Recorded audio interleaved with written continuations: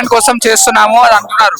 కానీ ఆ డెవలప్మెంట్ కంటే ముందు మన ఇది లైక్ ఫారెస్ట్ అడవి ఇదంతా మన లైవ్లీహుడ్ కోసం కదా. టెంపరేచర్ అనేది నార్మల్ చేస్తుంది. ప్లస్ అక్కడ ఎన్నో రకాల జీవరాశులు ఉన్నాయి, లైక్ పీకాక్స్ కానీ, జింకలు కానీ, పక్షులు ఉన్నాయి. అవన్నిటికీ ఇప్పుడు అవి ప్రాణాలు కోల్పోతాయి కదా. అలాంటి అసలు ఆప్షనే లేదు. అక్కడ అడవి ఉన్నది, అడవిని మొత్తం క్లియర్ చేస్తే అక్కడ అవి ఎలా ఉంటాయి, అవి చాలా లైక్ వందల సంఖ్యలో ఉన్నాయి. ఇంకా ఎన్నో చెట్లు అయితే వేల సంఖ్యలో ఉన్నాయి. అవన్నిటిని నాశనం చేసినట్టే అవుతుంది. ఆ నాశనం చేయడం వల్ల అవి ప్రాణాలు కోల్పోతాయి, వాటి సంఖ్య తగ్గుతుంది. ప్లస్ మన మీద కూడా ఇప్పుడు చూస్తుంటే టెంపరేచర్ అనేది పెరిగిపోతుంది. సో అది ఒకనొక మన మీద కూడా ఎఫెక్ట్ చూపిస్తుంది. సో మేము అనేది ఏంటంటే ఎంత డెవలప్మెంట్ అయినా కూడా అది మన ఎవ్రీడే లైఫ్ కి ఎఫెక్ట్ అవ్వకూడదు. ఇప్పుడు హైదరాబాద్ మొత్తం మీద చూసుకుంటే ఇక్కడ షేర్లింగంపల్లి ఏరియాలో ఫారెస్ట్ ఏరియా అనేది ఉంది. సో ఇప్పుడు ఇందులో ఒక 200 ఎకరాలు అంటే చాలా ఎఫెక్ట్ చూపిస్తుంది ఫ్యూచర్ లో. ఇప్పుడు కూడా మనకి ఎవ్రీడే కూడా చాలా మందికి స్కిన్ రిలేటెడ్ ఇష్యూస్ వస్తున్నాయి టెంపరేచర్ ఇంక్రీజ్ అవ్వడం వల్ల. సో ఇప్పుడు అడవి పోవడం అంటే అది అందరూ ఆలోచించాలి, గవర్నమెంట్ కూడా. మా ఒపీనియన్ ఏంటంటే ఈ స్టెప్ తీసుకునే ముందు లైక్ అడవిని మొత్తం డిఫారెస్టేషన్ చేసే ముందు అంటే వాళ్ళు ఏం చెప్తున్నారంటే మేము డెవలప్మెంట్ కోసం ఒక ఐటీ హబ్ కారిడార్ బిల్డ్ చేయడం కోసం చేస్తున్నాం అన్నారు. కానీ ఒకసారి ఎన్విరాన్మెంట్ పరంగా ఎలాంటి నష్టం జరగదని ప్రూవ్ చేసి ఒక రిపోర్ట్ అనేది సబ్మిట్ చేస్తే బాగుంటుందని.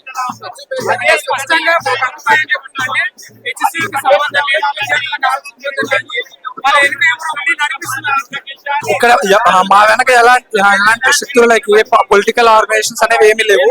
మేము మా అంతటగా మేము చదువుతున్న యూనివర్సిటీ ఇది. సో దానికోసం ఫైట్ చేస్తున్నాము. సెకండ్లీ ఇది మన అందరికి లైక్ ఎఫెక్ట్ అవుతుంది. లైక్ అడవి కదా, ఫారెస్ట్ ఏరియా, అది ఊళ్ళో హైదరాబాద్ ఉన్నదే ఇంత. సో ఇది మనకి లైక్ ఇక్కడ ఉన్న ప్రజలకి కానీ లైక్ జీవన రాశులకు కానీ ఎఫెక్ట్ అవుతుంది. సార్ అయితే మాకు సార్ వాళ్ళకు కూడా ఇది సాటర్డే నైట్ నుండి స్టార్ట్ అయింది. ఒక 50 బుల్డోజర్స్ వచ్చి మొత్తం క్లీన్ చేస్తున్నాయి. అలాంటిది మాకు ఎలాంటి ఇన్ఫర్మేషన్ లేదని సార్ వాళ్ళు ఒక నోటీస్ అయితే రిలీజ్ చేశారు.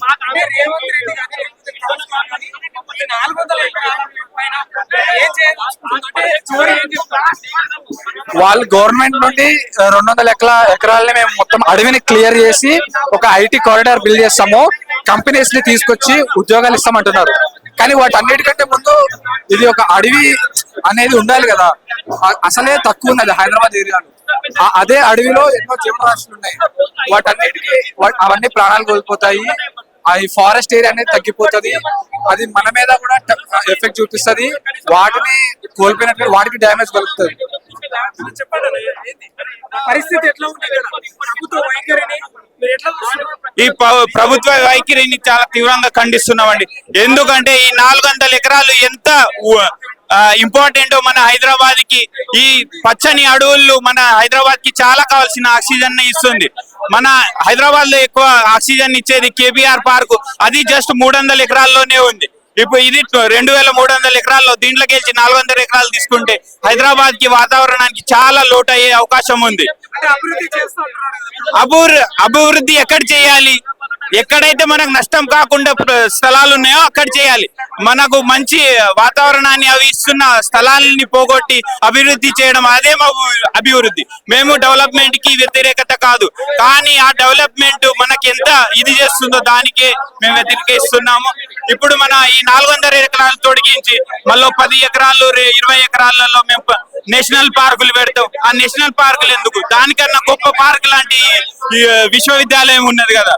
అంటే యువతకు ఉద్యోగాలు ఇవ్వడానికి, ఉపాధి కల్పించడానికి పెద్ద పెద్ద కంపెనీలు తీసుకొస్తా అయితే హైదరాబాద్ చుట్టుపక్కల చాలా స్థలాలు ఉన్నాయి. అక్కడ జంతువులు నివసించవు, ఏమీ నివసించవు. అలాంటి స్థలాలలో పోయి ఇవి పరిశ్రమలు పెట్టుకోమనండి. ఇక్కడ జంతువులు నివసించే ఈ చెట్లు, అడవులు, ఇంకా చెరువులు ఉన్న దగ్గర డెవలప్మెంట్ ఎందుకు? పక్కన పెట్టుకోమనండి, చాలా స్థలాలు ఉన్నాయి కదా. ప్రభుత్వం మీరేమో ప్రకృతిని నాశనం చేస్తున్నారు కదా, అసలు మేము ప్రకృతిని కాపాడడానికి హైడ్రా ఎక్కడ హైడ్రా అండి? బీద వాళ్ళ ఇళ్లను పడగొట్టి పైసలు ఉన్న వాళ్ళ దగ్గర వచ్చినప్పుడు ఆపేసడం, అది ఎక్కడ హైడ్రా అంటున్నారు. ఇప్పుడు వీళ్ళు 400 ఎకరాల దగ్గర అన్ని చెరువులు ఉన్నాయి, అయినా వాళ్ళు డెవలప్మెంట్ అక్కడ పెడుతున్నారు. ఇది ఎక్కడి నుంచి మరి? హైడ్రా అంటే అక్కడ ఆపాలి కదా, చెరువులు ఉన్నాయి. మీరు చూసినట్టే బఫేలో లేకు, పికాక్ లేకను లోపలనే ఆ 400 ఎకరాల దగ్గరనే చెరువులు వస్తాయి.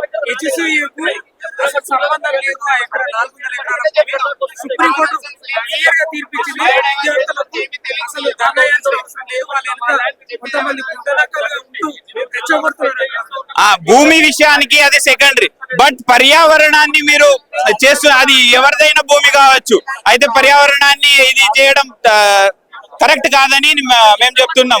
అది హెచ్సియు భూమినే. దాంట్లో మా డిపార్ట్మెంట్లు 3 డిపార్ట్మెంట్లు ఉన్నాయి. మేనేజ్మెంట్ స్టడీస్, మ్యాథమెటిక్స్, ఇంకా ఇంకో 3 డిపార్ట్మెంట్లు ఆ 400 ఎకరాల్లోనే ఉన్నాయి. ఆ 400 ఎకరాలు మాది కానప్పుడు మేము డిపార్ట్మెంట్ అక్కడ ఎందుకు కడతాం? అది మా వీసీ నిర్లక్ష్యం వల్ల అప్పుడు వాళ్ళు రిజిస్ట్రేషన్ అలాంటివి ఏం చేసుకోక ఇప్పుడు ఈ పరిస్థితి వచ్చింది. ఈ పరిస్థితి మళ్ళా ఇప్పుడు ఈ 400 ఎకరాలు కాకుండా మళ్ళా ఈ లోపలికి చొరబడే ఈ దొంగలు అవకాశం ఉందని ఇప్పుడే ఈ 400 వదిలేసి ఇది హెచ్సియుకి అప్పగించాలని కోరుకుంటున్నాం. యూనివర్సిటీ అంటే 1974లో స్థాపించబడింది. అప్పుడే మాకు 2374 ఎకరాస్ ఇవ్వడం జరిగింది. అయినా సరే మొత్తం ఈ 400 ఎకరాస్ ఏదైతే ఉందో అది మొత్తం మా యూనివర్సిటీ ల్యాండ్ బోర్డర్ లో వస్తుంది. కాంపౌండ్ వాళ్ళు కూడా మేము బోర్డర్ కట్టించాం, కానీ అప్పుడు కూడా కాంపౌండ్ వాళ్ళు ఎరగొట్టి మరి లోపల నుంచి రోడ్డు వేయడం జరిగింది. అయినా సరే అప్పుడు కూడా ఇలానే ధర్నాలు చేసాం. ఎన్ని ధర్నాలు చేసినా సరే ఇప్పటికీ కూడా ఈ కాంగ్రెస్ గవర్నమెంట్ ఏ ఇందిరమ్మ పాలనలోనైతే మాకు యూనివర్సిటీ వచ్చిందో అదే ఇందిరమ్మ పాలనలోనే అన్యాయంగా 400 ఎకరాలు మా భూమిని లాక్కుంటున్నారు. ఒకటి మేడం చెప్పండి, యువత ఎంతో మంది చదువుకుంటున్నారు కదా యూనివర్సిటీ, వాళ్ళకి ఉపాధి కల్పించడానికి పెద్ద పెద్ద కంపెనీలు తీసుకొస్తా అని చెప్తున్నది. ఉపాధి కల్పించడానికి భూమి ఇంకెక్కడ దొరకలేదా రేవంత్ రెడ్డి నీకు? మన తెలంగాణలో భూమి ఎక్కడా లేదా? చదువుకుంటున్న ఎడ్యుకేషనల్ ఇన్స్టిట్యూషన్స్ నుంచే నువ్వు భూమిని లేకుండా నాకు కబ్జాలు చేస్తున్నావు. ఇదే విద్యార్థులు ఉద్యోగాలు ఇవ్వకపోతే మళ్ళీ మా మీదనే ఏడుస్తారు కదా. మేము ఉద్యోగాలు ఇవ్వడానికి ప్రభుత్వం భూమిని సేకరిస్తుంది, వాళ్ళకి ఎందుకు బాధ? అన్యాయంగా భూములు లాక్కోవడానికి ఎడ్యుకేషనల్ ఇన్స్టిట్యూషన్స్ దొరికాయా? అంటే వాళ్ళు ఆక్రమించుకోవడానికి ఎక్కడైనా భూములు కనిపిస్తాయి, వాళ్ళ పర్సనల్ గా ఆక్రమించుకుంటారు దొరికిన ల్యాండ్ అని. కానీ ఇది ఓన్లీ కంపెనీస్ కోసం, జాబుల కోసం. అంటే మా ల్యాండ్ లేకుండా మేము ఎక్కడ చదువుకోవాలి? మేము చదువుకోవడానికే కదా వచ్చింది. ఇంకా ఇన్ఫ్రాస్ట్రక్చర్ కూడా డెవలప్ అవుతుంది స్లోగా. బిల్డింగ్స్ కూడా కడుతున్నారు. బిల్డింగ్స్ కట్టుకోవాలంటే మాకు ల్యాండ్ ఉండాలి కదా. హాస్టల్స్ లేకపోయినా, ఎడ్యుకేషన్ బిల్డింగ్స్ లేకపోయినా, ల్యాబొరేటరీస్ లేకపోయినా, ఫెసిలిటీస్ లేకపోతే మేము ఎలా చదువుకుంటాము? కొన్ని నేషనల్ స్థాయిలోనైనా సరే ఎక్కడికైనా వెళ్ళి సెటిల్ అవ్వాలన్నా ఎడ్యుకేషన్ ఉండాలి కదా. ఫస్ట్ ఎడ్యుకేషన్ ఇన్స్టిట్యూషన్స్ మీద ఇలాగా పడి కబ్జాలు చేస్తే దారుణం కదా. అంటే జీవవర్ణానికి ఎలాంటి హాని కలగకుండా అభివృద్ధి చేస్తున్నారు. చాలా జింకలు, పక్షులు, టార్టాయిసెస్, చాలా వెరైటీస్, నియర్లీ 500+ స్పీసీస్ ఉంటాయండి మా క్యాంపస్ లో. అన్ని చనిపోతున్నాయి. అయినా సరే కళ్ళు కనిపించట్లేదు రేవంత్ రెడ్డికి. విద్యార్థులు ఎన్నో కొన్ని గుంటనక్కల నుండి నడిపిస్తున్నాయి.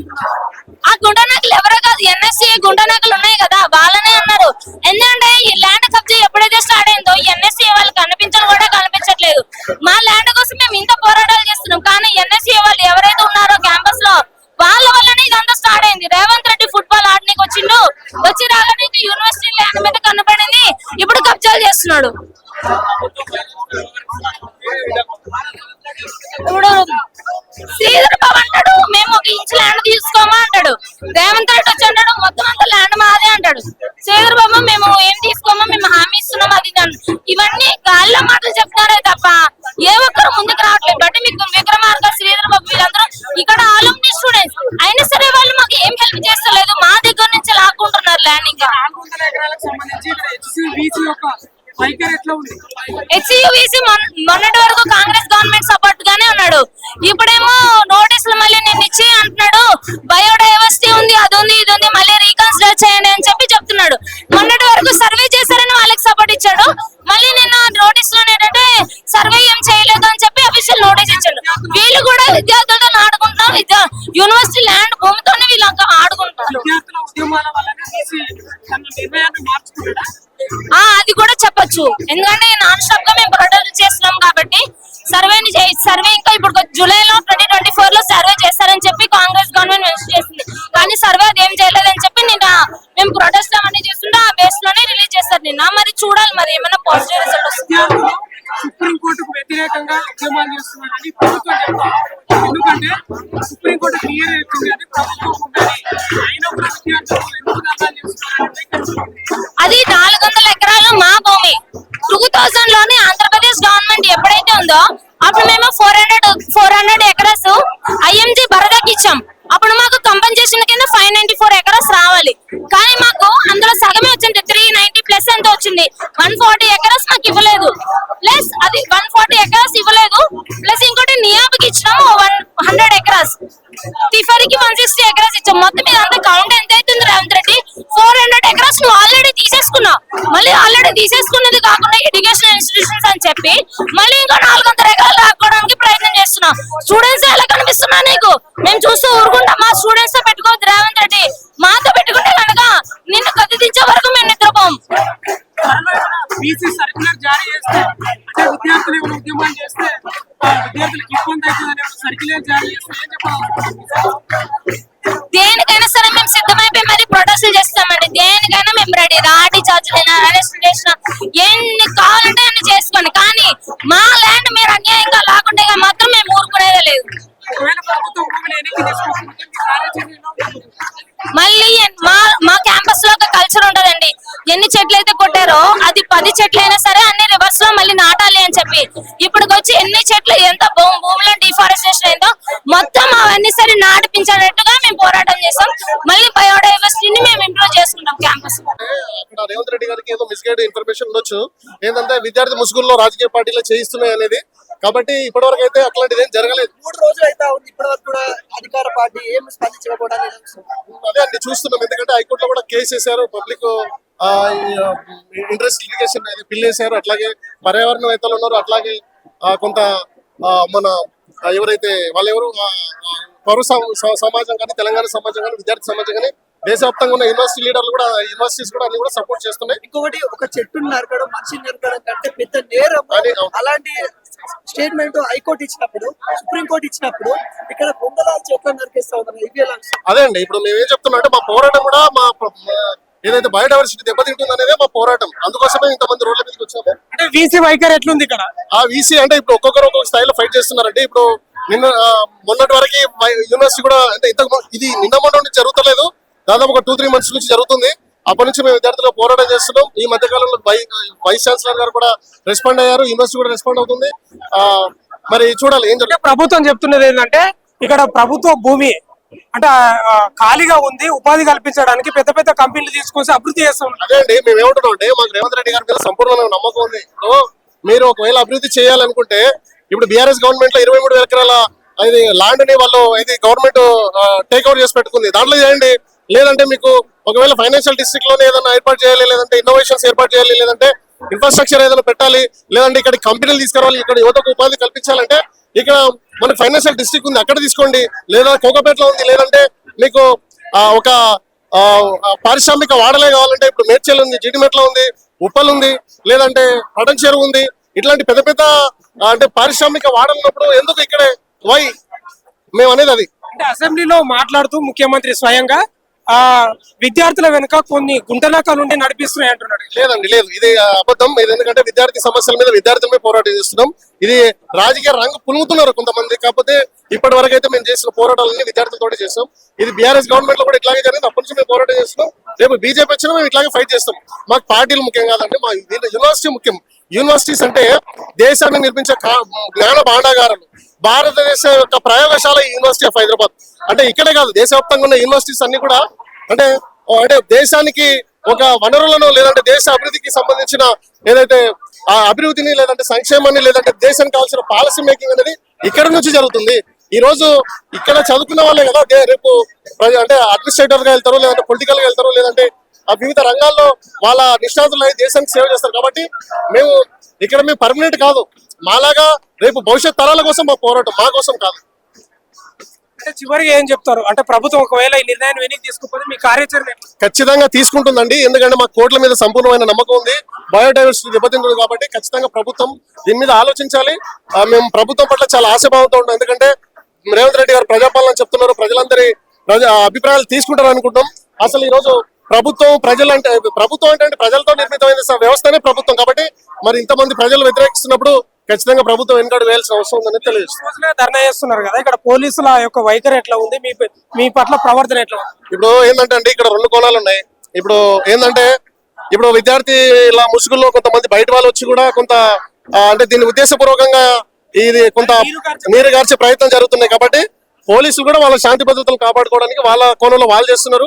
విద్యార్థులుగా మా హక్కుల కోసం మేము చేస్తున్నాం.